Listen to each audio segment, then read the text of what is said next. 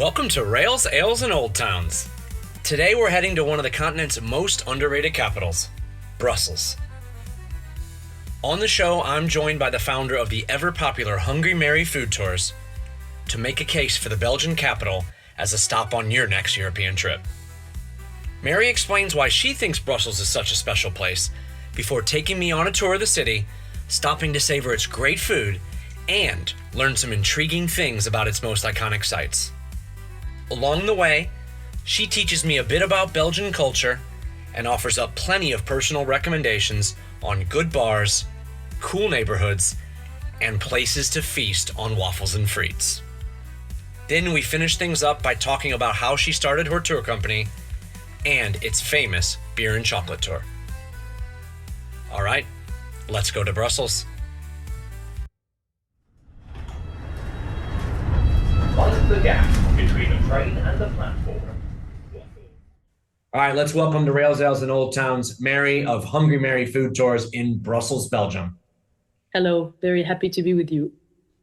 First and foremost, why do you love Brussels so much? Because it comes through. Why do I love Brussels so much? It's a good question because it's kind of a weird city. It's a city which is a little bit messy. Nothing works properly. There's a lot of work going all the time. But there's something about the city which is a little bit different than many cities. Because I grew up in Paris actually, and I lived in Scotland as well, and in London, and in Spain. And so I moved around quite a lot before I moved here. And when I came here, there was really something attracting me because it's a very laid-back city. People are very friendly. It's a bit easier here. And you have this feeling, which is maybe not completely true, but that you're a bit more in the 80s or 90s.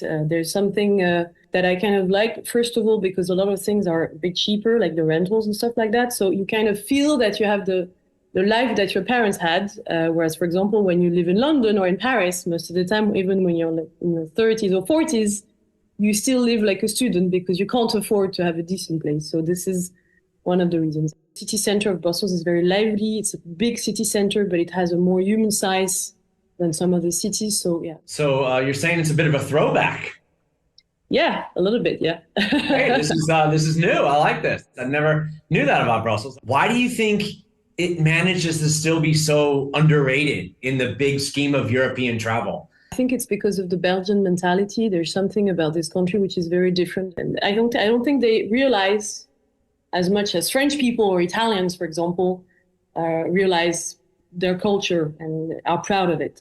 The Belgian culture now is getting more and more spread around, and people are starting to be proud to be Belgians, but it's kind of recent, actually.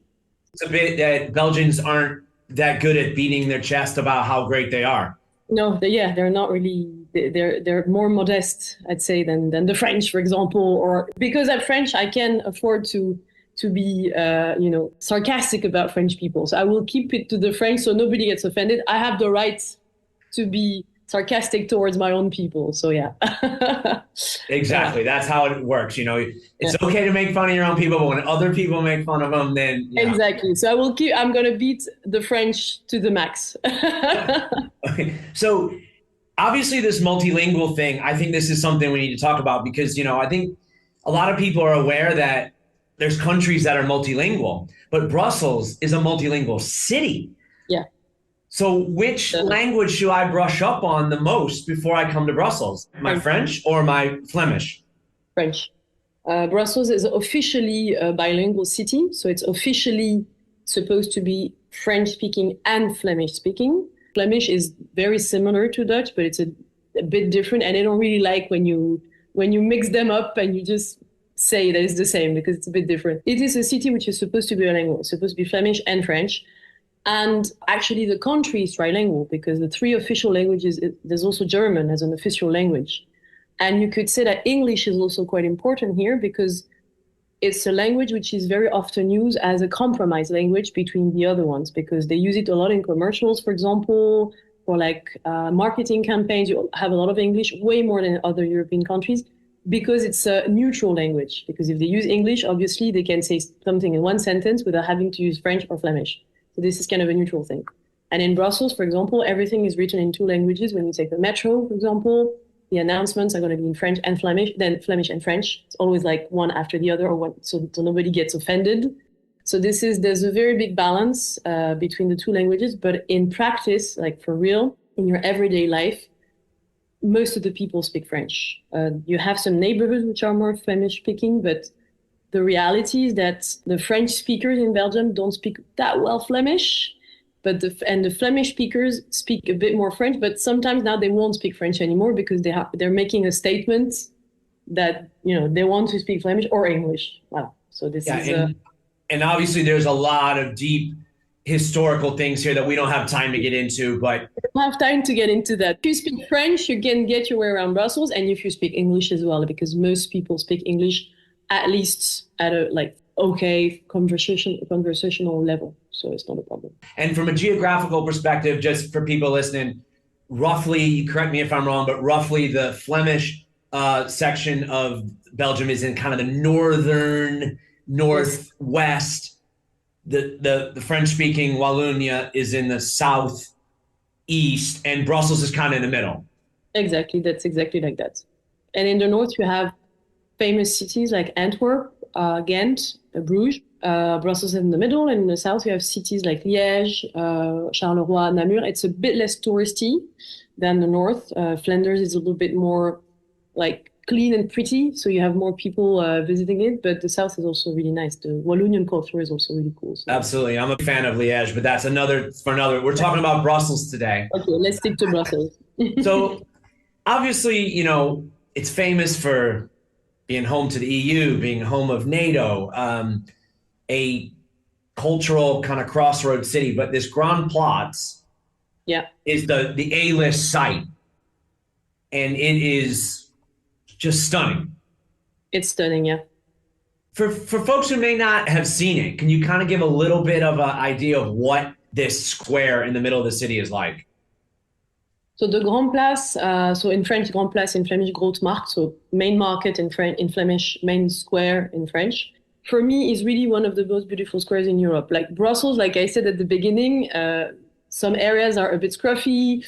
There was a lot of architectural screw-ups in Brussels because in the 1960s, 70s, 80s, they destroyed a lot of the city to build very modern buildings, which could be nice, but sometimes they really destroyed architectural jewels and But the square was preserved, thank God. It was actually destroyed in the 17th century by French soldiers, who sent some cannonballs over the square and they destroyed it. So it was rebuilt afterwards from 1697 until 1702.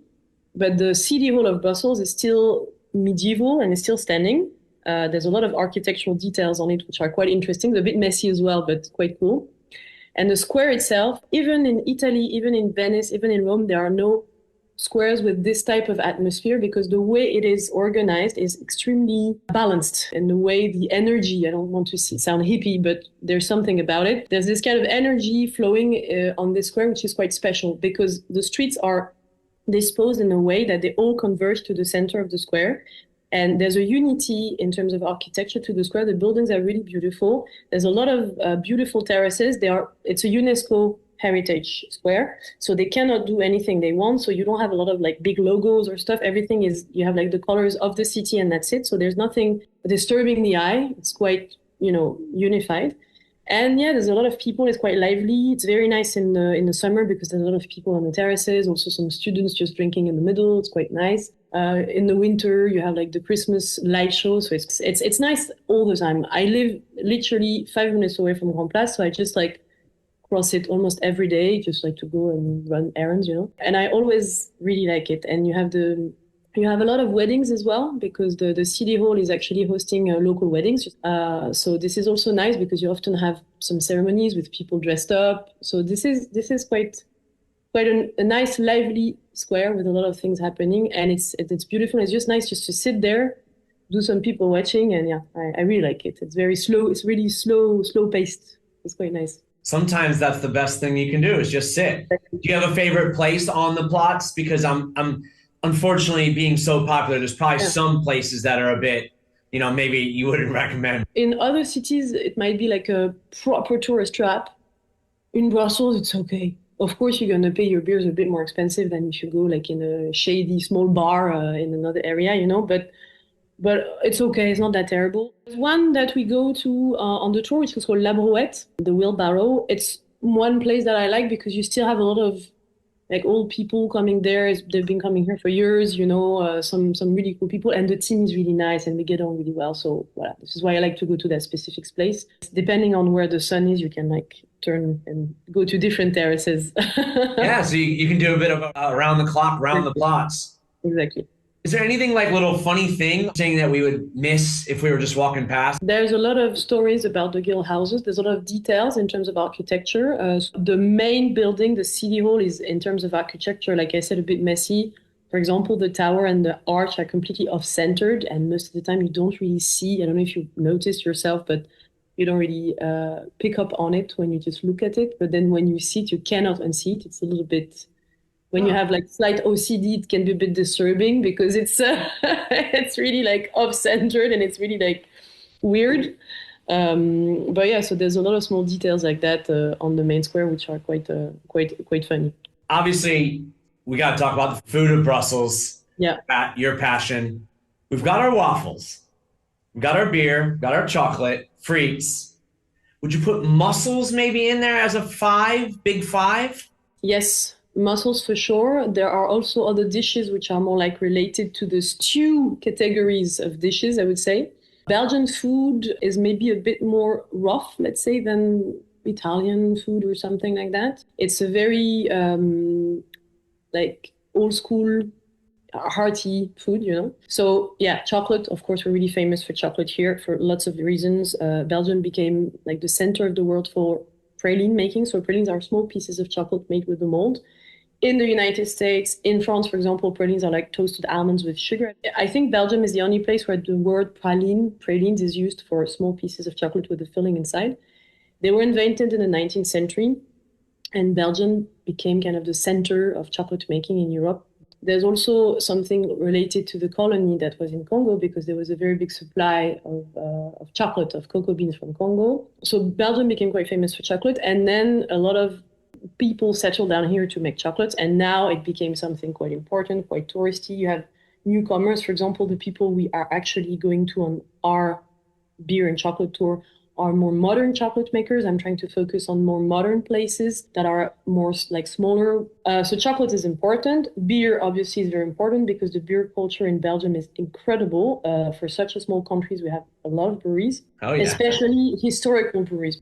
Fries is quite important because we're in the north, like in this part of Europe, there was a lot of potatoes. In the north of France, Holland, some parts of Germany, where fries became something quite important. There's a lot of theories of how people invented fries. It's kind of a cultural war about that, so we're not going to get into that. Fries in Belgium are deep fried in beef fat twice, so this is quite a specific way of making them. They don't make them like that everywhere, so you have to know where to go to find the right ones. And waffles also are quite important here as well. You have different types of waffles. The waffles that are Brussels waffles, which are like more like a fair waffle that you can find anywhere when you go in the fair, wherever you go. And the Liège waffle, which is actually the one that people eat the most, which is a thick waffle with big pieces of sugar inside. And this is something that people eat very often, especially kids after school. You have like some little, you know, like the ice cream van that you have in many countries, but this is like a waffle ice cream van. And a lot of kids actually go to this ice cream waffle van. So this is quite common. And we don't top them with anything because a lot of tourists, they top them with stuff. We just eat them like straight out of the little van or the shop. So you're telling me that in Belgium, kids are after school, there's a truck driving down the street selling waffles. In many places, yeah. In Brussels, you have some of them in some specific locations, and also in the countryside, like the Flanders or something, or in Wallonia as well. Like the other day, I was in Ghent at my partner's house, and he lives in Ghent, but not like in the city center. And you can hear the little dee-dee-dee-dee, the little music for the ice cream waffle van. So this is quite common, yeah. No, that's great. So if you hear that sound and you're in Brussels or Ghent, get yourself out because those chewy Liège waffles, I am a little partial to that style. Yeah. Those chewy, thick ones with the crystallized sugar, they're so nice. They're really good, yeah. They have to be really piping hot, but they're really, really good. And there's one place called Galet, which is they have small shops in the city center where they put some little pieces like of some little chocolate bars, like thick, thin ones, inside the waffle. So there's no topping, but they put them inside while they're still hot. This is kind of my little, favorite one. And then in terms of savory dishes, yes, you have mussels, which are quite important here. Quite big mussels, a bit bigger than the ones you're going to find in France, for example. More expensive as well. You have beef stew, carbonade, which is made with dark beer and some like spices. You have meatballs, which are very, very common here with different types of sauces. You have vol au vent, which is like a puff pastry with some creamy sauce. You have waterzooi, which is like a chicken or a fish stew. And one of my favorite specialties is eels cooked in white wine and herbs. Yeah, I've had some eel, some grilled eel in the Netherlands before. Oh, yeah. We need to elaborate a little bit on the frites because, these are not just fries. You mentioned about, some places, the old school places do it in the beef dripping. That adds to it. They fry it twice. And it's also these sauces. In many places, there's a lot of sauces. So unfortunately, now a lot of places have only industrial sauces. But some places, for example, there's a frite place called Georgette in the city center where they have homemade sauces. So they're really nice. And yeah, the sauces are really important here. Even the industrial ones sometimes are really like people's favorite. There's a lot of sauces that are a bit mythical now as well because some of them were like in films and things like that. So yeah, it can be. Which ones? There's one which was called the sauce Dallas sauce, which is from a film called Dickenet, which is like a Belgian French film. It's actually more of a film about Belgium for the French audience because there's a lot of of jokes and stuff which are a little bit more curated towards the French audience than the Belgian audience. But still, it became a little bit cult here and in France. And there's this Dallas sauce in the film that actually was manufactured afterwards because of the film, because it became kind of a cult sauce. So I don't know, it's like this kind of mayo, a bit spicy with the fried onions or something. Nothing crazy, but sauces sometimes can be... Sometimes the sauce you pick tells a bit about who you are, actually, I think. Like the mayo sauce is like very, classic, very... There's a kind of almost sociological, cultural aspect to the sauce, I think. I think, for example, sauce Brazil is quite... it's a bit sweeter. So I don't know, I have this feeling that there could be a sociological research about how and why people pick sauces in Belgium, because I'm sure there must be patterns. I've recognized patterns before. So when people go for like the samurai sauce. Well, samurai sauce is quite a masculine sauce, for example. I've noticed. They're trying to prove something. Exactly. But I do like it. Most of the time, I always pick tartare and Brazil. So I have more of a white oniony sauce and another one which is a bit sweeter, and I mix the two a little bit. So what was the second one? Brazil. I was a big Andalus. Andalus is nice. Andalus is good because it's between Brazil and between samurai. So this is a nice choice. This shows that you have a feminine and a masculine side at the same time. It's a very yin and yang sauce. Congratulations. It's a very good choice. Thank you. Anywhere, little local place you'd recommend on the frites? Like I said, Georgette for me is a good place because they do it with the skin as well, which is normally they always peel them off. Tabora is a really small one, which is by the Grand Place, and usually they're quite good. But I think Tabora or Georgette are the two best ones in the city center. There's Patatak as well, which is actually this is a good place because it's it's owned by a guy who's really sourcing products from local producers. The sauces are homemade, and they also have some street food, but better quality than the things that are a bit more industrial. They do for example, their own nuggets, which are really good. They do fricadelle, fricadelle is like a sausage made of mystery meat, And the one that they make there is actually not mystery meat, it's real meat, so it's a bit better. So Patatak is also a good choice in the city center. Obviously the ground plots, but there's a host of great sites in Brussels.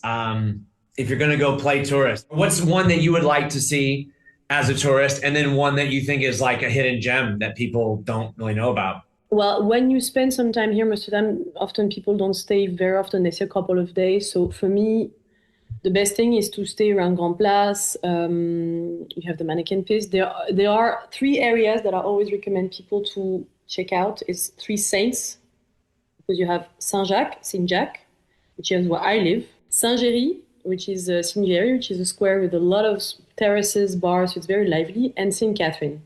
So all those places are located on the other side of the main boulevard crossing the city. Saint-Jacques, Saint-Géry, Sainte-Catherine, because you have a lot of restaurants and it's very lively. You have way more locals as well. People often ask me about the Atomium. The Atomium, it's like this big atom that was built in 1954 for the Global Exhibition of Brussels.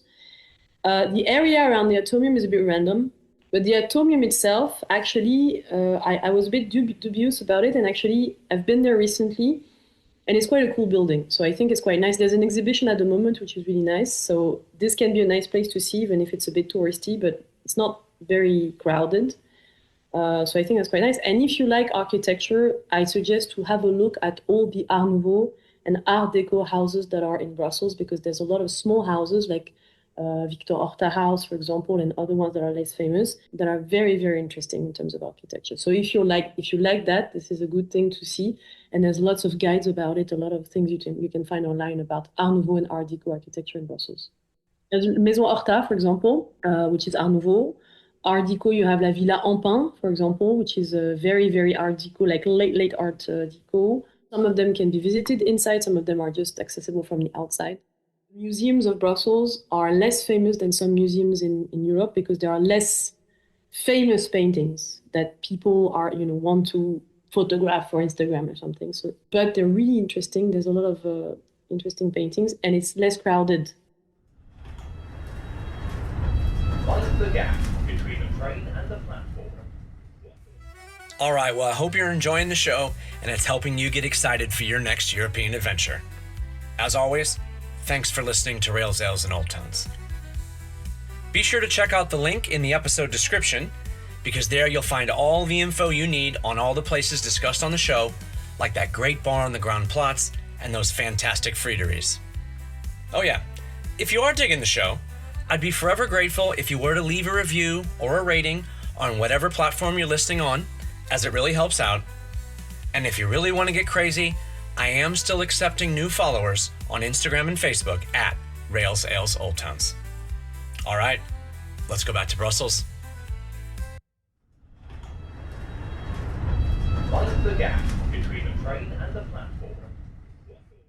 I know you've got to have a handful of favorite bars in the city. Yes, well, in the city center, there's one place where we go sometimes with the tour, which is called Tone, which is an old marionette puppet theater from the 19th century, but it's also a bar, and they have a really cozy courtyard actually, and inside it's very old school because you have a lot of like old marionettes, and you have like the whole little stage. So this is really nice, and they have really good beers as well. So this is really a nice place, and you don't always see it because it's kind of hidden in a small like alley.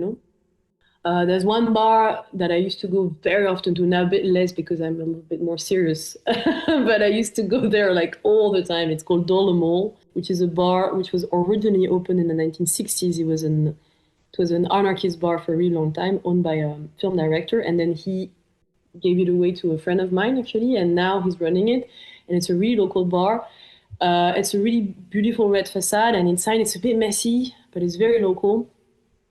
And some evenings are really like depressing, like there's like no one. There's like, and sometimes you have amazing evenings with like people playing, like a brass band showing up, and just people singing. And it's, so this is so every time I go there, I just like have a peek and I see how the atmosphere is, and I just make my decision, depending on how I feel. But this is a really nice place, Dans le Mall. There's also Pushnelkelder, which is just in front of the Mannequin Piss. So you could think that it's a very tourist trap, but it's not actually. The prices are okay, and there have a lot of really, really cool beers. This is the headquarters of the Mannequin Piss Association, so very often you have like the people like around the Mannequin Piss Association going there. For people who don't know what Mannequin Piss is, it's like a very small statue of a boy peeing, symbol of Brussels. So this is everybody, is going to see him. It's like a tiny peeing statue. This is a bit random, but this tells you a lot about the Belgian mentality. This is the equivalent of the Eiffel Tower, but of Brussels. We have a baby peeing. Voilà. So in front of the Mannequin Piss, you have this bar. The terrace is really nice because it's very cozy terrace with like a magnolia tree, and you have this is also a nice spot for people watching actually, because you have all the people taking photos of the mannequin piss, and you're just there in your little terrace watching them. So this is quite nice. Yeah, they're all showing up and they're saying, "Oh, that's what it is." Yeah, they're always underwhelmed. It's not just a statue of a little boy peeing. He's got an association. Yes, it has. It's a very historical statue. Actually, it's a statue from the 17th century. The one that you see in Brussels is a copy. It's not the original one because it got stolen many times. And the original is in the museum of the city of Brussels on the main square. It's a small boy peeing. It doesn't really matter if it's a real statue or not. People don't go and see it for the authenticity of the statue. They're not looking to see the chiseling, the craftsmanship. Not really, no. So there's a lot of folklore around the mannequin piece, which is still very much alive. So this is a folklore which is actually alive within the locals. A lot of students take part of it, for example. So he has a lot of costumes, hundreds of costumes, which are very different, like very random. He has like a samurai costume, an Uncle Sam costume, Canada hockey player, mariachi, Elvis Presley. He has sometimes very random costumes, just like a weird T-shirt with something written on it for like the association of, I don't know, the butchers of whatever. So this is really like lots of different small costumes. Some of them are really flamboyant and amazing, and some of them are just like shorts with a T-shirt with a logo or something. So it can be very different. And there's a schedule of the mannequin piece dressing up, so you can check it out if you want to see him. The other day he was dressed up as a Smurf, for example, because there was the launch of the Smurf movies. So it's very much linked to the new stuff that are, what's happening in Brussels. And there's an association which is quite important here, and they're in charge of his image and of like dressing him up and maintaining his legacy and his history, etc., etc. And so every time there's a ceremony around the mannequin piece, you have the people from the association.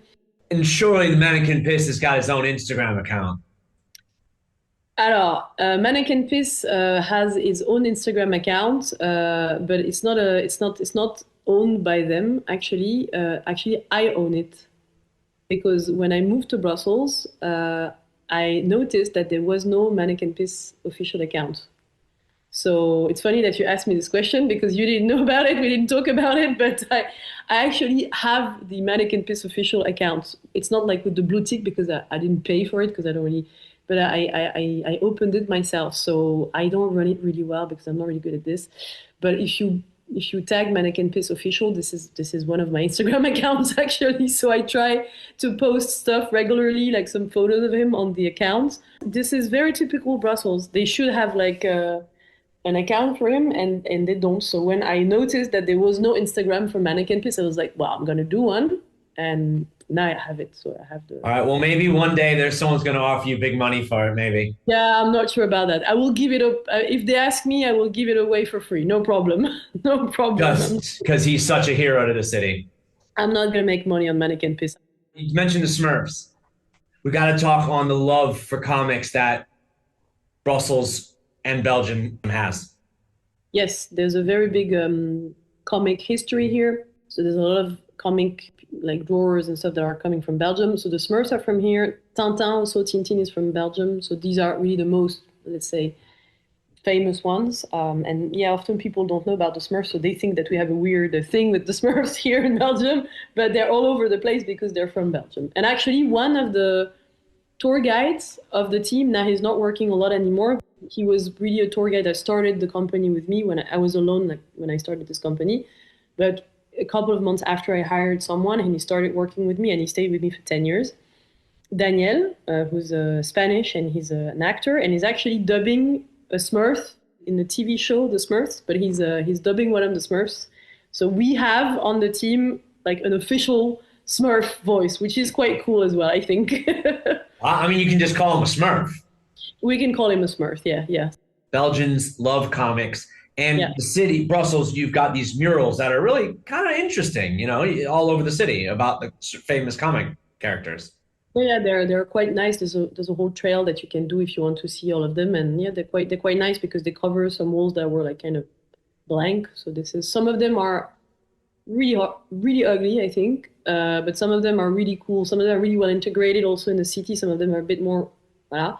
last but not least, I want to know a little bit about the tours, how you came to come up with the idea and what listeners and travelers to Brussels can expect if they book with you on the Hungry Mary food tours or your famous beer and chocolate tour, which is, known the world over. Yeah, I wouldn't say I wouldn't be that.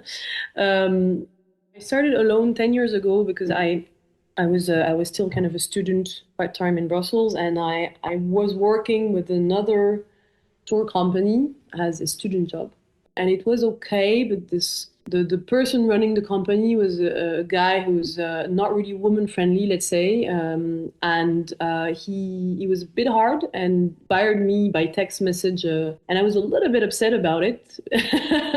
So I thought, okay, I'm gonna start my own company because I think that I can do as good or even better. I think. This is not really what I wanted to start with. I was happy to work with someone, but then in the end, I'm quite happy I did it. And I just started like that. I just did a small website and I just started tours with beer and chocolate, which is something that nobody did at the time, which is not like groundbreaking. Huh? This is just like a very simple idea. But the fact is that nobody did it. It was only beer tours or only chocolate tours. And there was not a lot of competition compared to other cities where you have a lot of different food tours. In Brussels, strangely enough, I think there were 2 or 3 other companies doing this. So it was not very hard to like start something. So I launched those stores and it was very popular very quickly because I had really good reviews online because I really tried to make something a bit special, a bit funny, something that I would like to do myself. I'm not really like a tour person myself. I never did tours myself as a customer before I started this business. And I'm a little bit annoying about everything all the time. So I'm French, remember? So I'm very picky. So yeah, I try to do something that I would like, that I would enjoy myself. And the tagline was always like tours for people who don't like tours, because the way we do tours are really not too touristy and it's not boring. It's not like, well. So I started and yeah, it took off. So I hired people years after years and it became a bit bigger. Now it's not enormous, but it's a bit bigger. And we became number one on tours in Brussels. We won this year the reviews of the city, but like not just tours, like best reviews in general of everything. So this is quite cool. This is quite nice because we have really good feedback. I think because it's quite genuine. And delicious chocolate and delicious beer. Yeah. But it's this, but I think there's also something else because you can give people good chocolates and good beers. And of course, this is the main thing of the tour. This is why people come for. But there's something, I think there's also an atmosphere that people actually find on the tour because of the way it's organized. We leave a lot of space so people can interact. They don't have to if they don't want to, but we try to make it happen. And there's one thing that I noticed recently is that people are very rarely on their smartphones during the tour, which is quite interesting because most of us, I'm including myself in that constat, are addicted to our smartphones. We're always on our smartphones for any reason all the time, checking it out. And I noticed recently, I thought about it, that a lot of people didn't look at their smartphones at all for 5 hours, which is really very long, you know? So there's something, I think, in the way it's organized that there's no, like, the pace is organized so people, you know, they don't have, like, awkward moments where they have to wait. And I've done a lot of other tours, and very often you always have awkward moments, you know, when you're, like, waiting for the guide to pick up something or something. We don't have this because there's always 2 guides, 1 guide and 1 assistant. And the assistant is preparing everything. So the guide, it's always with the people, and it gives a more, like, VIP feeling to the tour as well. So I think this is why we have good reviews. I think it's because of because of the tastings, but I think it's also because we give people this space, this afternoon, where actually they are present in the moment and they are okay with it. They don't feel the need to escape on Instagram because they are bored. There's something where, I don't know, it makes them present. And I think this is why we have very good reviews, more than the tastings themselves. So obviously you're going to have great food, you're going to have good beer, but you're going to learn a lot and you're going to have fun. Yeah. Yeah, that's pretty much what people want. This is what I'm paid for. Yeah, is there anything else you want to add about the tours? The good thing is that you can come on the tour. If you know a lot about chocolate, you're going to like it because you're going to discover smaller places that maybe you're not going to find. And it's the same for beer. The tour is really thought so anybody can join. So if you don't know anything about beer, and even if you don't really like it, you can still come because there are some tastings that can be sometimes a bit surprising, like lambics, for example, which are like more sour beers, more fruity beers that some people don't know about, and sometimes they think they don't like beer, but for example, they like these types of beers. Also, some beers which are quite strong, but actually smoother, rounder, a bit sweeter than what people think. And also, if people really hate beer, but they're coming with their partner who loves beer, they can have wine or soft drinks. So we always make sure that everybody's happy. And if you know beer really well, if you're like a beer geek, this is not going to be like a professional like brewing tour. So don't expect to visit small breweries and stuff, because we just go to bars and it's still accessible for an audience of people who don't know anything about beer. But even if you're like a beer geek or like a brewer yourself, we have a lot of people coming on the tour who know beer really well. You're still going to enjoy it because we're trying to make people try beers that are not too common. And if you did try them already, well, it's always nice to try them again. And it's always nice to try them in a context, in specific bars. And also sometimes we give you another one if you haven't tried it again. So we have most of the time a lambic, a modern triple, classic double, classic quadruple, which is between, depending on which we pick, it's like between 10 and 12% alcohol. This is the last beer of the tour, and sometimes we also add like a craft beer, like a Belgian style IPA or something, because it's interesting for people to see what we make today. So we really try to have an overview of different styles of beers, and of course we get into details of how we make those beers and why. Brussels is a place that people do come through quickly. I think you're offering a good sample that you can get in the 5 hours. We have sometimes people who come just for the tour. So they take the train from Paris in the morning, for example. I don't know, for example, Americans who are like traveling in Europe, and sometimes they don't want like to spend too long. So they just come from Paris, let's say, in the morning, and they just do the tour, and then they go back to Paris or London. Well, I think it's always better to stay a bit longer, obviously. But it's possible. We give a good overview of the city center, the history of Brussels, of Belgium, of chocolate history, tastings, beer history, tastings, a bit of fries. There's a bit of some cheese and stuff. So this is really... What's the best way to book? The best way is on our website, hungrymary.com, or by email as well. You can also book by email, especially when you have kids or if you're like a larger group, because we can always give discounts and stuff like that. It's always better in general when you book an activity to book it with the provider directly, because the platforms take very big commissions. I know that for some people it's safer because, it's kind of, but it's in general, I know that those platforms get your guide via Tor, TripAdvisor. They take between 20-30% commission. So for small companies like me, for example, it can make a very big difference. For very big companies, it's not a big problem, but for smaller ones, it's always better to book directly. So in our case, if you look hungrymary.com, Hungry Mary Food Tours, or by email. By email, if you send email at info@hungrymary.com. All right. Brussels, everybody, don't skip it. Go there. It's cool. It's just quirky. It's different. It's interesting. And it's not overrun. No, it's a bit less tiring. Even when you're doing, for example, a big tour of Europe, it's a nice break, actually. I actually couldn't agree more. And, it's you could base yourself around the ground plots within 5 minutes, and you could probably just do 15 to 20 minutes of walking, easy metro, and it would be a break. You're right. That's great. It's a great way to say it. It's a break from the big cities like London and Paris, and especially if you're going in between them. Yeah, which is often the case. All right, guys. Brussels, don't skip it. And when you get there, connect with Hungry Mary and have a good time. Yeah, let's connect. All right, thanks a lot. Thank you so much. Bye-bye.